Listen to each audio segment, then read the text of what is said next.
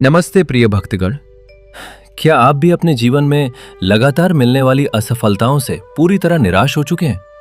क्या आपको ऐसा प्रतीत होने लगा है कि आपके जीवन में केवल घोर अंधकार छा गया है, जहां से बाहर निकलने का कोई मार्ग और सफलता की कोई किरण नजर नहीं आ रही है?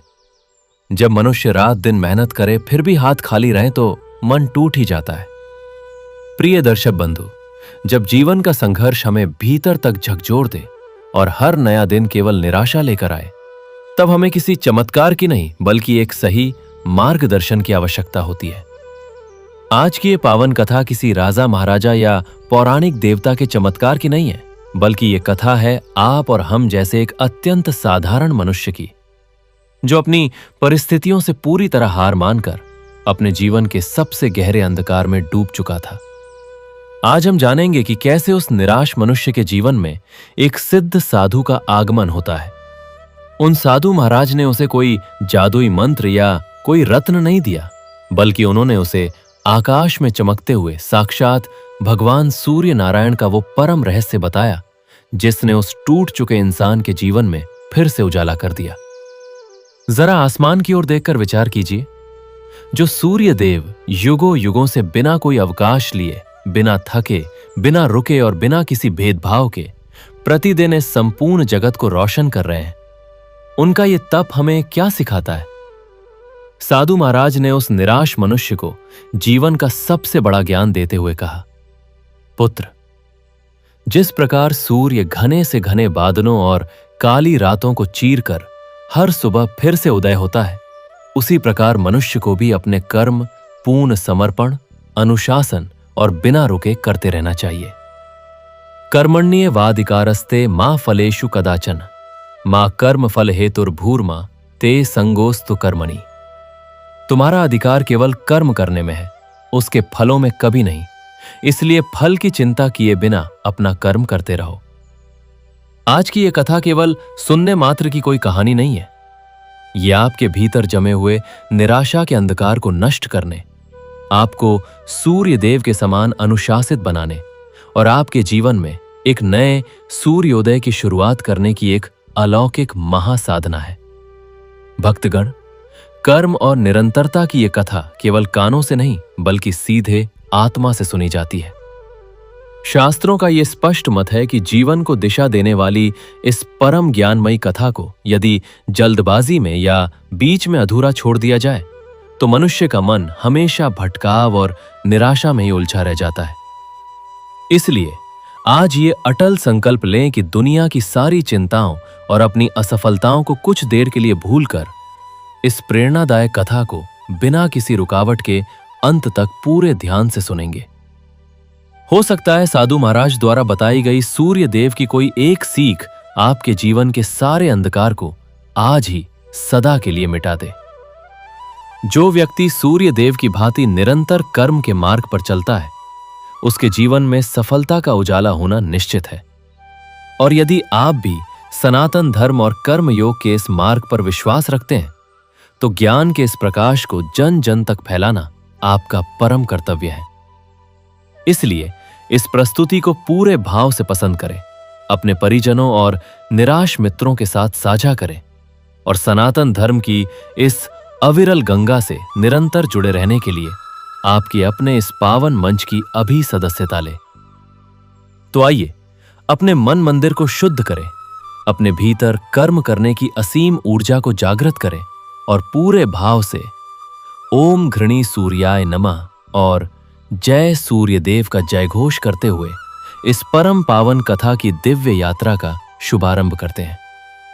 सुनो सुनो हे वत्स, ये कथा उस समय की है जब प्राचीन काल में कोई एक नगर था जिसका नाम आज कोई नहीं जानता, क्योंकि नगर नहीं, उस नगर में रहने वाले एक साधारण मनुष्य के दुख की गाथा आज भी उन सब के कानों में गूंजती है जो जीवन के अंधकार में भटक रहे हैं। उस नगर की गलियां तो थीं, पर वे गलियां उसके लिए कभी खुशियों की राह नहीं बन पाई। उस नगर में लोग रहते थे, पर वे लोग उसके लिए कभी अपने नहीं बन पाए। उस नगर का नाम था विषादपुर। हां, उस नगर का असली नाम कुछ और ही था, पर उस एक इंसान की आंखों में वो पूरा नगर विषाद का केंद्र बन चुका था। उस नगर में एक साधारण परिवार का एक साधारण सा मनुष्य रहता था। नाम था ध्रुव। ध्रुव यानी जो अटल हो। पर विधि का विधान कुछ और ही था। उसके नाम में अटलता थी, पर उसका जीवन डगमगाता हुआ था। ध्रुव ने जीवन में बहुत मेहनत की थी। उसने बचपन से ही सीख लिया था कि मेहनत ही सफलता की कुंजी है। उसने पढ़ाई में मेहनत की, पर पढ़ाई पूरी उसे हर जगह असफलता मिली, हर जगह धोखा मिला, हर जगह अपमान मिला। उसने मन में ठान लिया कि अब वह किसी से कुछ नहीं मांगेगा। वह अपने घर के एक अंधेरे कमरे में जाकर पड़ गया। उसने खिड़की के पट बंद कर दिए। उसने फैसला किया कि अब वह कुछ नहीं करेगा, न उठेगा, न बैठेगा, न कर्म करेगा। दिन बीतते गए, उसका शरीर कमजोर होता गया, पर उसका अहंकार और निराशा और भी मजबूत होती गई। वह सोचता, जब मेरी मेहनत का कोई मोल ही नहीं, जब मुझे हर जगह केवल धोखा मिला, तो फिर मैं क्यों करूं? यह दुनिया ही स्वार्थी है। यहां कोई धर्म नहीं, कोई न्याय नहीं। कर्म करने से क्या होता है? कर्म तो केवल दुहक देता है। उसकी यह सोच उसके भीतर इतनी गहरी जड़ें जमा चुकी थी कि वह अपने ही घर में कैदी बनकर रह गया। उसकी पत्नी उसे समझाने आती तो वह चुप हो जाता। उसके बच्चे उसके पास आते तो वह उन्हें दूर हटा देता। उसकी आंखों में आंसू तो थे, पर वे आंसू अब उसके अंदर ही सूख गए थे। वह अपनी किस्मत को कोसता रहता। वह कहता, धिक्कार है इस जीवन को, धिक्कार है इस कर्म को। और फिर एक दिन ऐसा आया जब उसके अंदर का अंधकार इतना घना हो गया कि उसे लगने लगा कि अब जीने का कोई अर्थ नहीं रह गया है। उसने सोचा, जब जीवन में केवल दुख ही दुख है, सफलता का नामो निशान नहीं, तो फिर इस शरीर को ढोने से क्या लाभ? उसने मन में एक भयंकर निर्णय ले लिया। वह अपना जीवन समाप्त कर देगा। यह सोचते ही उसके मन में एक अजीब सी शांति आ गई, जैसे अब सब दुहक समाप्त होने वाले हैं। उसने रात के घोर अंधकार में अपने घर का दरवाजा खोला और बाहर निकल गया। उसकी पत्नी सो रही थी, बच्चे सो रहे थे। उसने एक बार पीछे मुड़कर देखा। उसके घर की खिड़की में अंधेरा था, ठीक वैसे ही जैसे उसके भीतर का अंधेरा। वह चल पड़ा।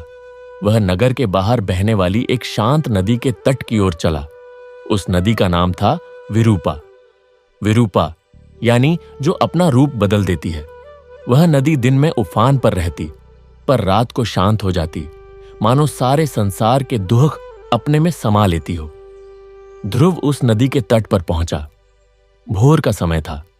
अब भी अंधेरा घना था, पर पूरब दिशा में हल्की सी लाली फैलने लगी थी।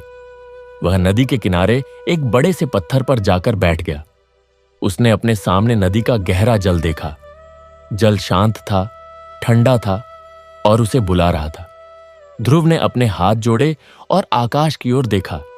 उसकी आंखों से आंसू बहने लगे। वह फूट फूट कर रोने लगा। उसके रुदन की आवाज उस सन्नाटे में इतनी करुण थी कि नदी के जल में भी हलचल सी मच गई। वह बोला, हे भगवान, हे जगत के पालनहार, तूने मुझे यह जीवन क्यों दिया? मैंने क्या पाप किया था? मैंने कितनी मेहनत की, पर मुझे केवल असफलता मिली।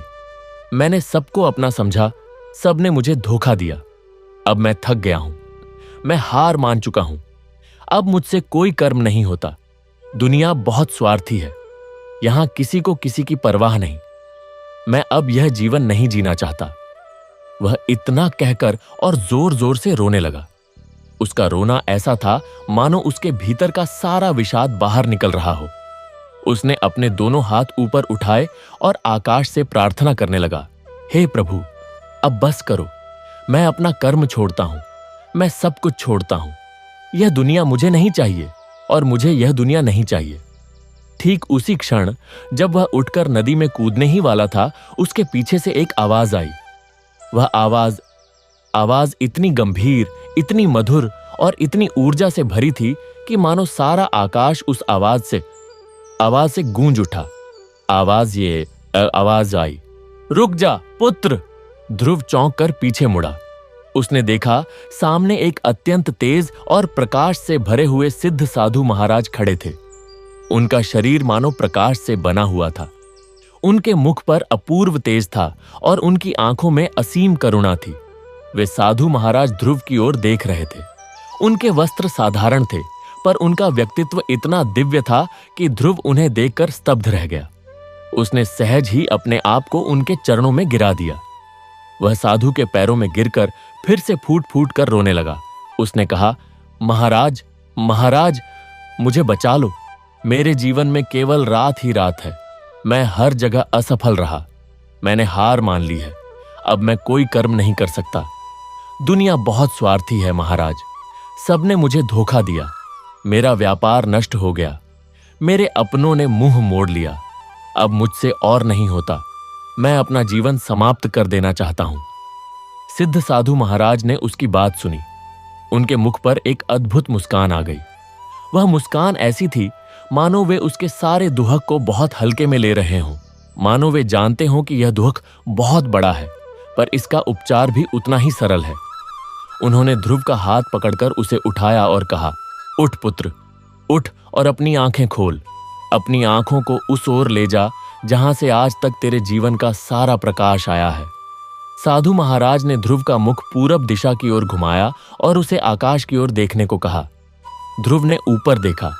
उसने देखा कि पूरब दिशा में क्षितिज के उस पार एक स्वर्णिम रथ धीरे धीरे ऊपर उठ रहा था। उस रथ पर विराजमान थे स्वयं भगवान सूर्य नारायण। उनके रथ के 7 घोड़े थे और उनकी किरणें धीरे धीरे फैल रही थीं। एक एक किरण अंधकार को चीरती हुई ऊपर आ रही थी। और फिर एक ऐसा क्षण आया जब सूर्य देव की एक किरण ने पूरी सृष्टि के अंधकार को पल भर में मिटा दिया। नदी का जल स्वर्णिम हो गया। पेड़ों की पत्तियां सोने सी चमकने लगीं। पक्षी कलरव करने लगे और उस सारे प्रकाश के बीच ध्रुव खड़ा था, जिसकी आंखों में अभी भी आंसू थे, पर उसके मन में अब एक नई जिज्ञासा जागी थी। तब वे सिद्ध साधु महाराज मुस्कुराए और बोले। उनकी वाणी में ऐसा अद्भुत प्रभाव था कि वह ध्रुव के हृदय में सीधे उतर रही थी।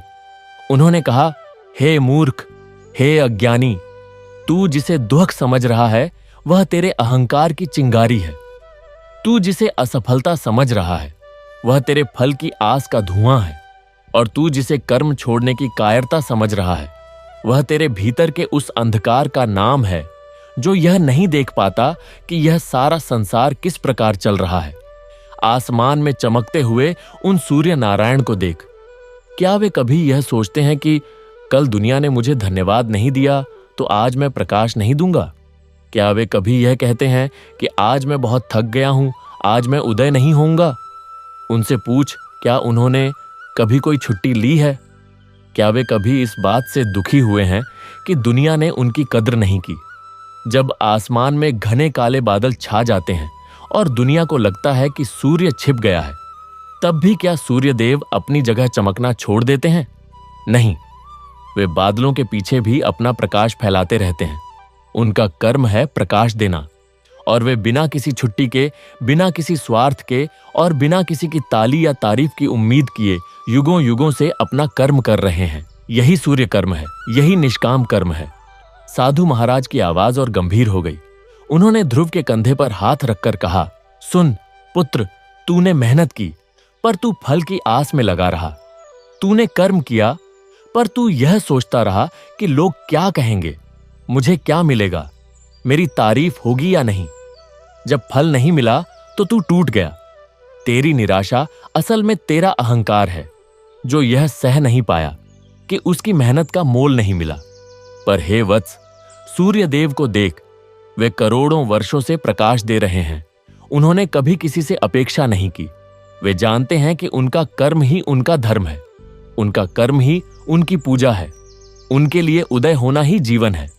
जिस दिन तू भी सूर्य की भांति केवल अपना कर्म करने लगेगा, बिना यह सोचे कि फल क्या होगा, बिना यह सोचे कि दुनिया क्या कहेगी, उस दिन तेरे जीवन का हर अंधकार अपने आप मिट जाएगा।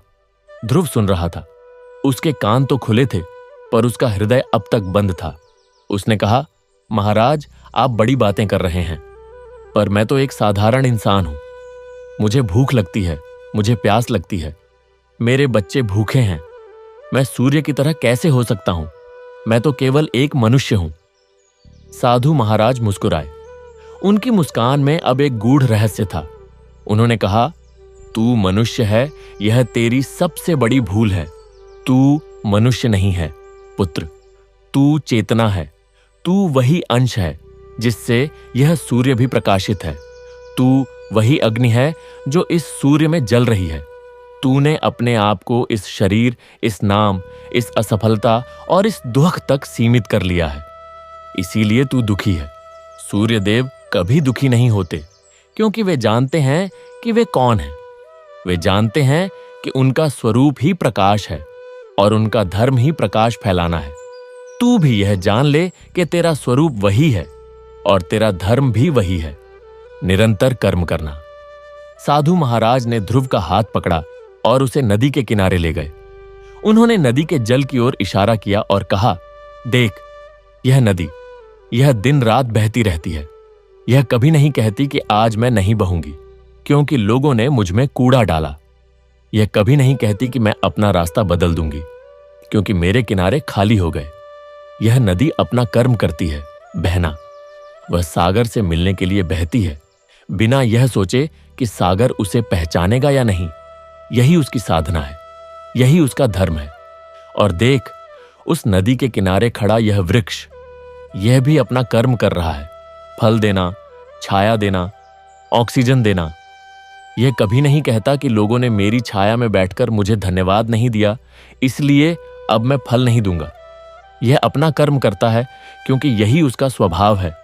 और तू, जो इस सृष्टि का सबसे बुद्धिमान प्राणी है, वह कर्म छोड़कर बैठ गया। यह कैसी कायरता! साधु महाराज के ये शब्द ध्रुव के हृदय में छेद करते हुए गए। उसे लगा जैसे उसके भीतर का कोई पर्दा फट रहा हो।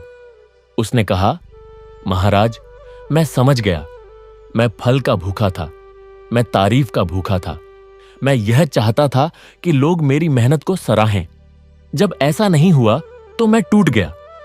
पर महाराज, अब मुझे बताइए, मैं क्या करूं? मेरे भीतर इतनी निराशा है, इतना अंधकार है कि मैं उठ ही नहीं पा रहा। साधु महाराज ने गंभीर होकर कहा, तब तो तूने सूर्यदेव का रहस्य ही नहीं समझा। सूर्यदेव का सबसे बड़ा रहस्य यह है कि वे अंधकार से नहीं लड़ते। वे केवल प्रकाश फैलाते हैं और अंधकार अपने आप मिट जाता है। तू भी अपने अंधकार से मत लड़। अपने मन के उस कोने में जहां निराशा बैठी है, वहां एक छोटा सा दीपक जला। वह दीपक है तेरा कर्म। उठ, अपना कर्म कर, चाहे छोटा हो चाहे बड़ा हो, पर कर। सुबह उठ, सूर्यदेव को प्रणाम कर और बिना यह सोचे कि आज क्या मिलेगा, अपना काम शुरू कर दे। एक ईंट रख, एक पत्थर उठा, एक बीज बो, कुछ भी कर, पर कर। और यह मत सोच कि परिणाम क्या होगा। परिणाम की चिंता छोड़। तूने परिणाम की चिंता की, इसीलिए तू दुखी हुआ। अब केवल कर्म कर और कर्म को ही अपना धर्म बना ले। ध्रुव की आंखों से आंसू बह रहे थे। वे आंसू अब दुहक के नहीं, बल्कि मन के भीतर उठे एक नए भाव के थे। उसने साधु महाराज से पूछा, महाराज, यदि मैं कर्म करूं और फिर से असफल हो जाऊं तो? साधु महाराज ने आकाश की ओर देखा, जहां सूर्यदेव अब पूरी तरह उदय हो चुके थे। उनका प्रकाश चारों ओर फैल रहा था। उन्होंने कहा, असफलता किसे कहते हैं पुत्र? सूर्यदेव को देख। क्या वे कभी असफल होते हैं? उनका कर्म ही उनकी सफलता है। जिस क्षण तू कर्म करने लगेगा, उसी क्षण तू सफल है। फल तो केवल एक उपलक्ष्य है। असली सफलता है कर्म में लीन हो जाना। जैसे सूर्यदेव प्रकाश में लीन है, वैसे ही तू अपने कर्म में लीन हो जा। फिर न तो तुझे असफलता दुख देगी, न सफलता अहंकार देगी। तू केवल करता रहेगा, क्योंकि करना ही तेरा स्वभाव हो जाएगा। साधु महाराज ने ध्रुव के सिर पर हाथ रखा और कहा, सुन, यह परम रहस्य है। दुनिया के छरे दुहक, सारी निराशा, सारा अवसाद इस एक सूत्र में बंधा है कि मनुष्य फल का दास बन जाता है। जब फल मिलता है तो अहंकार बढ़ता है, जब नहीं मिलता तो दुहक होता है। पर सूर्यदेव की भांति जो केवल कर्म करते हैं, वे सुख दुख से परे हो जाते हैं। वे जानते हैं कि उनका कर्म ही उनकी पूजा है, उनका कर्म ही उनका यज्ञ है, उनका कर्म ही उनका ध्यान है। और जब मनुष्य इस भाव को पा लेता है तो उसके जीवन का हर अंधकार मिट जाता है। ध्रुव अब पूरी तरह स्तब्ध था। उसे लग रहा था जैसे उसकी आंखों पर से कोई मोटा सा पर्दा हट गया हो। उसने देखा सूर्य देव की किरणें अब सीधे उसके हृदय में उतर रही थीं। उसने देखा नदी का जल उसी प्रकाश से भर रहा था। उसने देखा वह वृक्ष जो कभी उसे साधारण लगता था अब दिव्य लग रहा था। उसने देखा उसकी अपनी छाया भी उसी प्रकाश से बनी थी और उसी क्षण उसके भीतर का अज्ञान का पर्दा चटाक से फट गया। वह वहीं नदी की रेत पर गिर पड़ा। उसने दोनों हाथ जोड़े और उगते हुए सूर्य देव को साष्टांग प्रणाम किया। उसके मुख से निकला, औ भास्कराय नमः, ए सूर्याय नमः, जय सूर्य नारायण। वह फूट फूट कर रोने लगा, पर यह रोना अब पहले जैसा नहीं था। पहले वह अपनी किस्मत पर रोता था, अपनी असफलता पर रोता था। अब वह अपनी अज्ञानता पर रो रहा था। वह अपनी उस कायरता पर रो रहा था जिसने उसे कर्म से दूर कर दिया था। वह अपने उस अहंकार पर रो रहा था जिसने उसे फल का भूखा बना दिया था। और आंसुओं के साथ उसका सारा विषाद, उसकी सारी निराशा, उसका सारा अंधकार उसी नदी के जल में बह गया। उसने उसी नदी के जल से अपना मुंह धोया और जब उसने आंखें खोलीं तो उसे दुनिया बिल्कुल नई लग रही थी। वही नदी, वही पेड़, वही आकाश, सब कुछ वही था, पर उसे देखने का नजरिया बदल गया था। उसने साधु महाराज के चरणों में सिर रख दिया और कहा, महाराज, आपने मुझे जन्म दिया, आपने मुझे सच्चा जीवन दिखाया। अब मैं जान गया कि मेरी निराशा मेरा अहंकार थी। मैं फल का भूखा था, इसलिए मैं दुखी था। अब मैं केवल कर्म करूंगा, बिना फल की आस के। अब मैं सूर्य देव की भांति निरंतर, अनुशासित और निष्काम भाव से अपना कर्तव्य करूंगा। साधु महाराज ने उसे आशीर्वाद दिया। उन्होंने कहा, जा पुत्र, अब तू ध्रुव है, अटल। अब तुझे कोई भी बादल डिगा नहीं सकता। याद रख, जीवन में सिर्फ दो ही रास्ते हैं, या तो तू फल की आस में लगकर दुखी होता रहे, या फिर सूर्य की भांति कर्म में लीन होकर आनंदित रहे। तूने सही रास्ता चुन लिया। अब जा और अपने जीवन को प्रकाशमय कर। ध्रुव ने साधु महाराज को प्रणाम किया। जब उसने सिर उठाया तो साधु महाराज वहां नहीं थे, मानो वे प्रकाश में ही विलीन हो गए हों। ध्रुव ने समझा वे कोई साधारण साधु नहीं थे। वे स्वयं सूर्यदेव के संदेशवाहक थे, या स्वयं सूर्यदेव ही उनके सामने आए थे।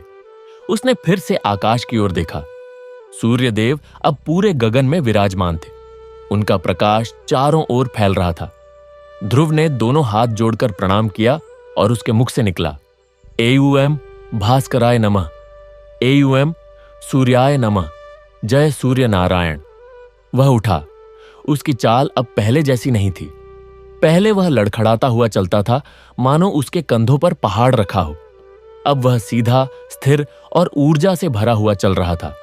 उसने नदी के किनारे से एक छोटा सा कंकड़ उठाया और उसे अपनी जेब में रख लिया। यह उसे याद दिलाता रहेगा कि वह इसी नदी के किनारे मरने आया था और यहीं से उसे नया जीवन मिला। वह अपने घर की ओर चल पड़ा। रास्ते में उसने देखा एक किसान अपने खेतों में बीज बो रहा था। किसान के मुख पर थकान थी, पर उसकी आंखों में एक अटल विश्वास था। ध्रुव ने सोचा, यह किसान भी सूर्यदेव की भांति अपना कर्म कर रहा है। वह नहीं जानता कि उसके बोए बीजों में से कितने अंकुरित होंगे, पर वह बो रहा है। यही तो कर्म है। ध्रुव ने उस किसान को प्रणाम किया। किसान चौंक गया, पर ध्रुव ने कहा, आप मेरे गुरु हैं, आप मुझे कर्म का पाठ पढ़ा रहे हैं। ध्रुव आगे बढ़ा। उसने देखा एक मोची अपनी दुकान पर बैठा जूते सी रहा था। उसके हाथों में छाले थे, पर वह लगातार काम कर रहा था। ध्रुव ने उसे भी प्रणाम किया। मोची हैरान रह गया, पर ध्रुव ने कहा, आप भी मेरे गुरु हैं, आप मुझे निरंतरता सिखा रहे हैं। वह आगे बढ़ा। अब वह अपने नगर की ओर आ रहा था। नगर की गलियां वही थीं, पर अब वे उसे संकरी नहीं लग रही थीं। वह उन गलियों में से गुजरा जहां कभी उसका व्यापार था। उस दुकान पर अब कोई और बैठा था। ध्रुव ने उसे देखा, पर उसके मन में कोई द्वेष नहीं था। उसने सोचा, यह भी अपना कर्म कर रहा है, मैं भी अपना कर्म करूंगा। वह अपने घर पहुंचा। उसने दरवाजा खोला। उसकी पत्नी अंदर बैठी रो रही थी। उसे लगा ध्रुव कहीं चला गया और वापस नहीं आएगा। जब उसने ध्रुव को दरवाजे पर खड़ा देखा तो वह दौड़कर आई और उससे लिपट गई। वह बोली, तुम कहां थे? मुझे लगा तुम। ध्रुव ने उसे गले से लगाया और कहा, मैं मरने गया था, पर मैं जीवित होकर आ गया हूं। अब मैं नहीं मरूंगा, अब मैं जीऊंगा और सच्चे अर्थों में जीऊंगा।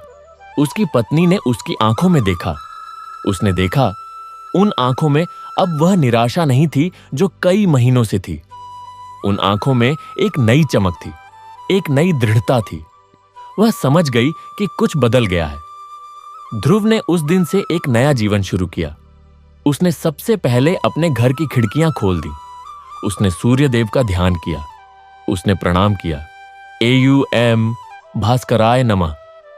फिर उसने अपने हाथ में एक छोटा सा औजार लिया। उसने सोचा, मैंने बड़ा व्यापार किया, उसमें धोखा मिला, अब मैं छोटा काम करूंगा। उसने अपने पड़ोस के लोगों के बगीचों की सफाई करनी शुरू की। उसने पेड़ों की कटाई छटाई की, फूलों की क्यारियां सजाईं। लोगों ने उसे देखा, पर किसी ने कुछ नहीं कहा। वे सोचते थे यह पागल हो गया है, पर ध्रुव को इससे कोई मतलब नहीं था।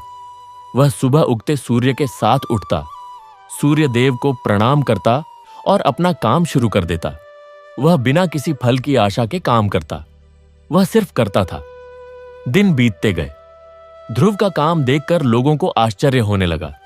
उसने एक परित्यक्त बगीचे को इतना सुंदर बना दिया कि वहां फूल खिलने लगे, पक्षी आने लगे और बच्चे खेलने लगे। लोगों ने उससे कहा, तुमने यह कैसे कर दिया? ध्रुव ने कहा, मैंने केवल कर्म किया। मैंने बीज बोए, पानी दिया, मिट्टी साफ की, बाकी सब सूर्य देव ने कर दिया। उनके प्रकाश ने, उनकी ऊर्जा ने इन फूलों को खिलाया। मैं तो केवल एक माध्यम हूं। ध्रुव की ख्याति धीरे धीरे फैलने लगी। लोग उससे बागवानी सीखने आने लगे। उसने किसी को मना नहीं किया। उसने सबको मुफ्त में सिखाया। उसने कभी किसी से पैसे नहीं मांगे। उसने सोचा, मैं कर्म कर रहा हूं, यही मेरा धर्म है।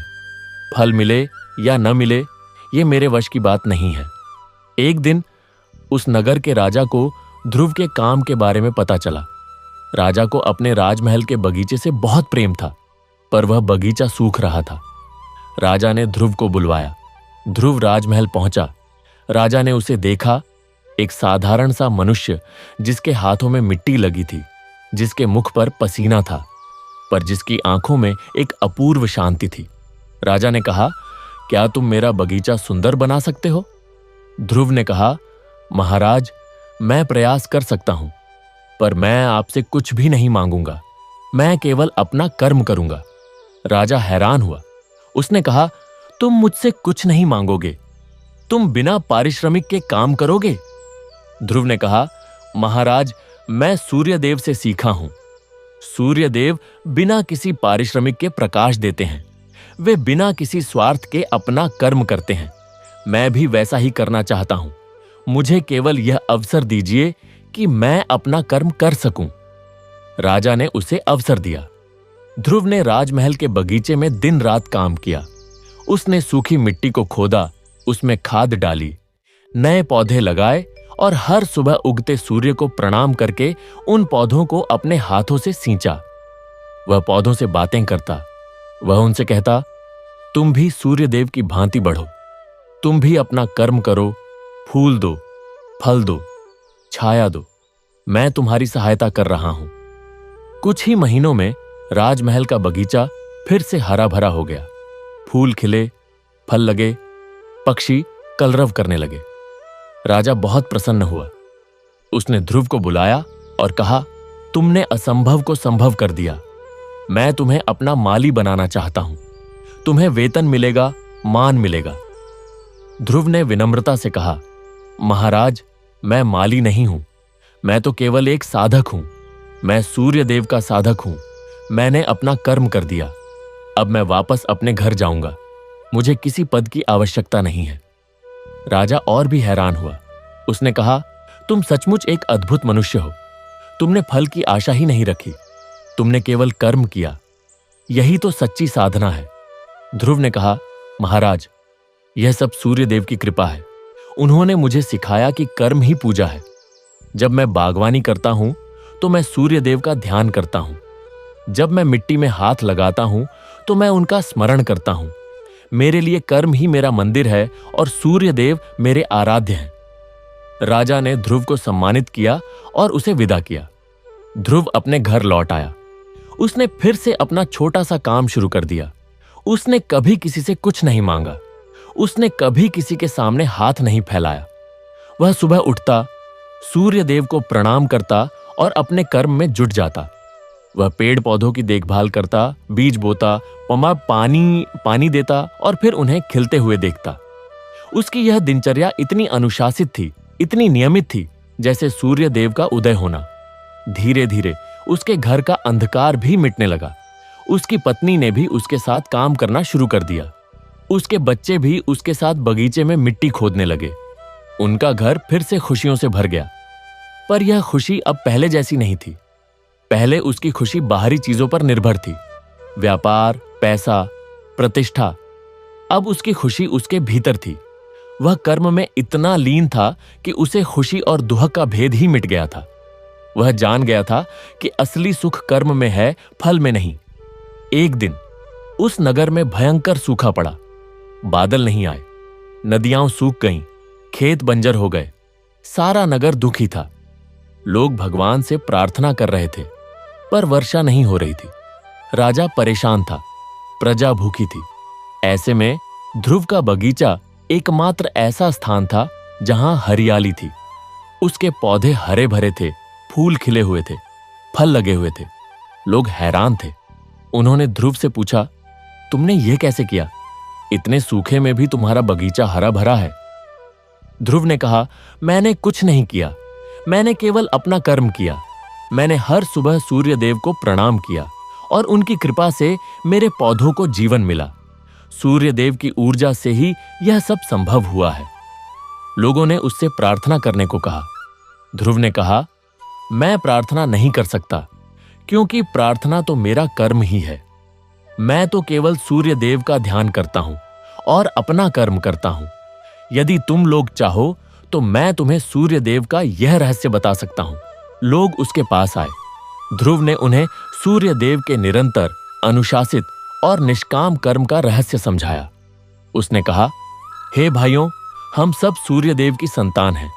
उनका प्रकाश हमारे भीतर भी है। जब हम अपना कर्म करते हैं तो हम उस प्रकाश को बाहर निकालते हैं। जब हम फल की आस में लगते हैं तो हम अंधकार को आमंत्रित करते हैं। इसलिए बिना किसी फल की चिंता किए अपना कर्म करो। चाहे सूखा हो, चाहे बाढ़ हो, चाहे सफलता हो, चाहे असफलता हो, तुम अपना कर्म करो। सूर्यदेव की भांति निरंतर, अनुशासित और निष्काम भाव से यही एकमात्र उपाय है। ध्रुव की बातों का लोगों पर गहरा प्रभाव पड़ा। उन्होंने उस दिन से सूर्यदेव का ध्यान करना शुरू किया। उन्होंने अपने अपने कर्म करना शुरू किया, बिना फल की चिंता किए। और देखते ही देखते उस नगर में फिर से हरियाली लौट आई। बादल आए, वर्षा हुई, नदियां फिर से बहने लगीं। लोगों ने इसे सूर्यदेव की कृपा माना और ध्रुव को उनका दूत माना। ध्रुव स्वयं तो वैसा ही रहा जैसा था। वह सुबह उठता, सूर्यदेव को प्रणाम करता और अपना कर्म करता। उसने कभी किसी से कुछ नहीं मांगा। उसने कभी किसी को उपदेश नहीं दिया, पर उसका जीवन ही उपदेश बन गया। लोग उसे देखकर सीखते थे। वह जीता जागता उदाहरण था कि कैसे एक इंसान जो जीवन की भयंकर निराशा में डूब चुका था, जिसने हार मान ली थी, जिसने कर्म छोड़ दिया था, वही इंसान सूर्यदेव के एक रहस्य को समझकर फिर से खड़ा हो सकता है और अपने जीवन को प्रकाशमय बना सकता है। वर्षों बीत गए। ध्रुव अब वृद्ध हो चुका था। उसके बाल सफेद हो गए थे, पर उसकी आंखों की चमक वैसी ही थी। उसके शरीर में वही ऊर्जा थी। वह अब भी सुबह उठता, सूर्यदेव को प्रणाम करता और अपने बगीचे में काम करता। एक दिन उसी नदी के किनारे जहां वह कभी मरने आया था, वह बैठा था। सूर्यास्त हो रहा था। सूर्यदेव अपने रथ पर सवार होकर पश्चिम दिशा में अस्त हो रहे थे। उनकी किरणें नदी के जल पर स्वर्णिम रेखाएं बना रही थीं। ध्रुव ने अपने हाथ जोड़े और उन्हें प्रणाम किया। उसके मुख से निकला, ॐ भास्कराय नमः, AUM सूर्याय नमः, जय सूर्य नारायण। उसी क्षण उसे अपने पीछे एक आवाज सुनाई दी। वह आवाज वैसी ही थी जैसी उस दिन सुनाई दी थी, गंभीर, मधुर और ऊर्जा से भरी। आवाज कहता, पुत्र, तूने अपना जीवन सार्थक कर दिया। ध्रुव ने पीछे मुड़कर देखा। वही सिद्ध साधु महाराज, वही तेज, वही प्रकाश। ध्रुव उनके चरणों में गिर पड़ा। उसकी आंखों से आंसू बहने लगे। ये आंसू अब कृतज्ञता के थे। उसने कहा, महाराज, आपने मुझे जीवन दिया। आपने मुझे सिखाया कि कर्म ही धर्म है। आपने मुझे सूर्य देव का रहस्य समझाया। आज मैं आपको धन्यवाद देने के लिए शब्द नहीं ढूंढ पा रहा हूं। साधु महाराज ने उसे आशीर्वाद दिया। उन्होंने कहा, पुत्र, तूने जो सीखा उसे जिया। यही सबसे बड़ी साधना है। अब तू जान गया है कि जीवन में चाहे कितनी भी भयंकर रात क्यों ना आ जाए, जो इंसान सूर्य देव की तरह अनुशासित होकर बिना रुके और बिना थके अपना कर्म करता रहता है, उसके जीवन में सफलता और शांति का उजाला जरूर आता है। यही सनातन सत्य है। साधु महाराज ने उसके सिर पर हाथ रखा और कहा, अब तू जा और इस सत्य को औरों तक पहुंचा। तूने जो अनुभव किया है वह तेरी ही निजी संपत्ति नहीं है। यह हर उस इंसान के लिए है जो दुख में है, जो निराशा में है, जो कर्म छोड़कर बैठ गया है। उनसे कहना, सूर्य देव को देखो, वे युगों युगों से अपना कर्म कर रहे हैं। वे कभी नहीं थकते, कभी नहीं रुकते। तुम भी रुको मत। तुम भी अपना कर्म करो। चाहे परिणाम कुछ भी हो, बस करते रहो। यही जीवन का परम रहस्य है। साधु महाराज इतना कहकर अंतर्ध्यान हो गए। ध्रुव ने उस स्थान पर एक छोटा सा मंदिर बनवाया, सूर्य देव का मंदिर। उस मंदिर में कोई मूर्ति नहीं थी, केवल एक दीपक था जो सुबह से शाम तक जलता रहता था।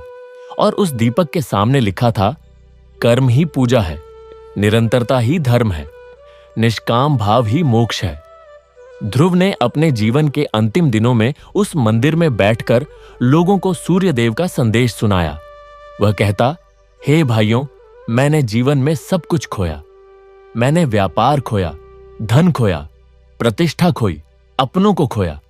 मैं इतना निराश हो गया था कि मैं अपना जीवन ही खो देना चाहता था। पर सूर्य देव की कृपा से मैंने जाना कि मैं कभी कुछ खोया ही नहीं, क्योंकि मेरे पास सबसे बड़ी संपत्ति थी, मेरा कर्म। मैंने कर्म करना छोड़ दिया था, इसलिए मैं दुखी था। जब मैंने फिर से कर्म शुरू किया, बिना फल की आस के, तो मेरा जीवन फिर से रोशन हो गया। यह कोई चमत्कार नहीं है, यह सूर्य देव का सरल सा रहस्य है। उनकी भांति निरंतर, अनुशासित और निष्काम भाव से कर्म करो। बस इतना ही। और देखना, तुम्हारे जीवन के सारे कष्ट, सारी निराशा, सारा अंधकार कैसे मिट जाता है। लोग उसकी बातें सुनते और उनकी आंखों से आंसू बह निकलते। उन्हें लगता मानो ध्रुव उनके भीतर की बात कह रहा हो। वे उसके पास आते, उससे आशीर्वाद लेते और सूर्यदेव का ध्यान करके अपने जीवन में कर्म का प्रकाश जलाने लगते। एक दिन ध्रुव ने अपने शिष्यों से कहा, मैं अब इस शरीर को छोड़ने वाला हूं, पर मेरी बातें याद रखना। सूर्य देव की भांति तुम भी अपना कर्म करते रहना। कभी मत रुकना, कभी मत थकना और कभी फल की आस मत रखना। यही मेरी अंतिम शिक्षा है। उसने अपने हाथ जोड़े और आकाश की ओर देखा। सूर्य देव अपने स्वर्णिम रथ पर सवार होकर आकाश में विराजमान थे।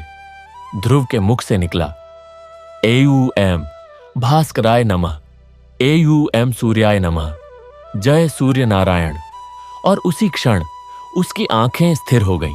उसका शरीर वहीं रह गया, पर उसकी चेतना सूर्य देव के उस प्रकाश में विलीन हो गई जिसकी वह जीवन भर साधना करता रहा।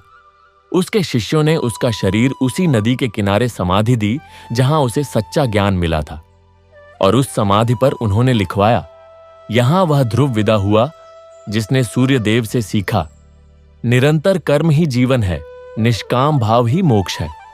और आज भी उस स्थान पर एक छोटा सा दीपक जलता है।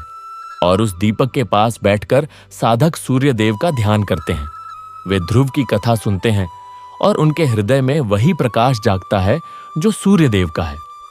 वे समझ जाते हैं कि जीवन में चाहे कितनी भी भयंकर रात क्यों ना आ जाए, चाहे कितनी ही बड़ी असफलता क्यों ना मिल जाए, चाहे कितने ही धोखे क्यों ना मिलें, जो इंसान सूर्य देव की तरह अनुशासित होकर बिना रुके और बिना थके अपना कर्म करता रहता है, उसके जीवन में सफलता और शांति का उजाला जरूर आता है।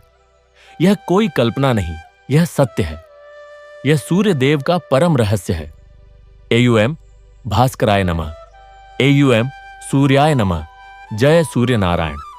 हे श्रोता, यह कथा अब भी समाप्त नहीं हुई है, क्योंकि कर्म का प्रवाह कभी समाप्त नहीं होता। जैसे सूर्य देव का प्रकाश अविरल है, वैसे ही यह कथा भी अविरल बहती रहेगी। ध्रुव की यह गाथा केवल एक व्यक्ति की कहानी नहीं है, यह हर उस आत्मा की कहानी है जो कभी निराशा के अंधकार में डूबी है, जिसने कभी हार मान ली है, जिसने कभी सोचा है कि अब कर्म करने का कोई अर्थ नहीं रह गया। ये कथा उन सबके लिए है और यह तब तक चलती रहेगी जब तक इस धरती पर एक भी ऐसा प्राणी है जो दुख में है, जो अंधकार में है। इसलिए यदि तुम भी कभी दुखी हो, यदि तुम भी कभी निराश हो, यदि तुम भी कभी सोचो कि अब कर्म करने से क्या होगा, तो याद करना इस कथा को, याद करना उस ध्रुव को जो मरने आया था और जीवित होकर लौटा। याद करना उन सिद्ध साधु महाराज को जिन्होंने उसे सूर्य देव का रहस्य समझाया।